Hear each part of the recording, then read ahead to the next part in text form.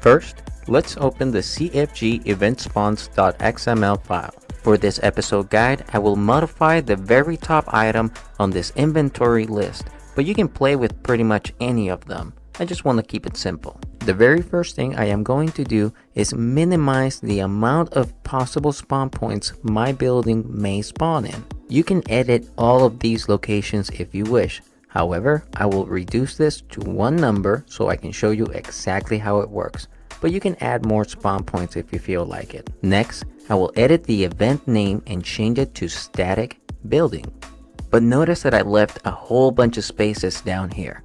That's a big no-no, and that's something that I need to fix. But before I do that, I want to edit my coordinates. So I'm going to leave that space right there so I can use it. Now, I'm going to go to isurvive.com and get my coordinates.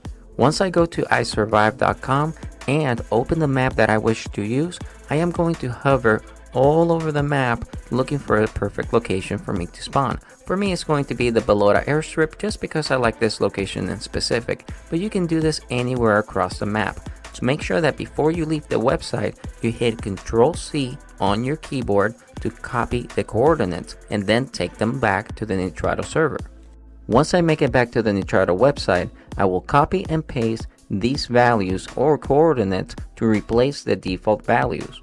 And then I will follow that by cleaning up my file and taking care of all the spaces and making sure that everything is completely perfect and the flow of information is not interrupted by not one single space. This completes phase 1. But if you have any questions, make sure to put it down in the comments. I'll be happy to help you out. Let's move on to phase number 2. Phase 2 will start by opening your events.xml file. It is very important that you modify an existing default template instead of creating a brand new one by copying and pasting it. Just edit one that you have right here. It's guaranteed to work. And again, you can pick pretty much any item to modify, but I'm going to stick to the one on the very top.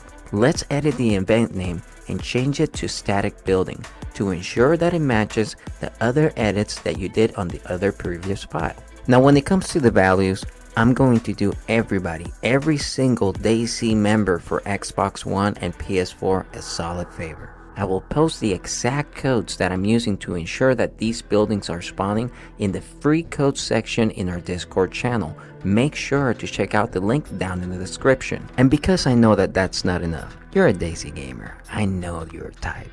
I compressed a list of all the military buildings so you don't have to go looking for them individually. I am going to post these also on the free code section of our Discord.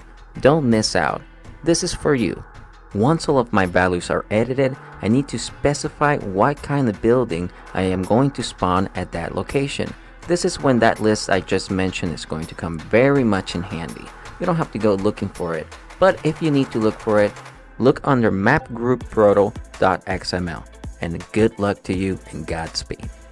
Now I will save my progress, start my server, and pray to the heavens that I didn't leave not one single space, because it won't work. And now if you followed every single step in this guide without skipping ahead, because I know that some of you like those 10-second skips, your building should be right where you fixed it. But if you're a disbeliever, come check out my Xbox server. I'll give you the password. There's the server name. And for those believers, come talk to me directly on my Discord. I love to reply to every single DM that I get and answer as many questions as I can. And to my